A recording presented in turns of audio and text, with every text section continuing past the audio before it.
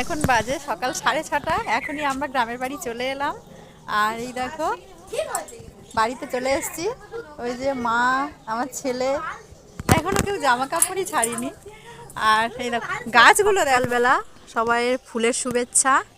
এই দেখো প্রত্যেকটা গাছে ফুলগুলো ফুটবে সবে, সকাল তো কুড়ি কুড়ি হয়ে আছে।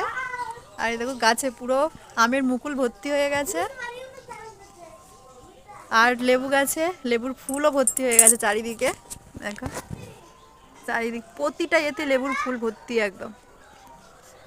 এই দেখো আবার গাছে লেবুও আছে, গন্ধরাজ লেবু। এটা অনেক জায়গায় লেবুও আছে, লেবুর ফুলও আছে। এটা গন্ধরাজ। আর এই দেখো এটা, এই গাছটা পাতি লেবু গাছ, এটা তো ফুল ভর্তি।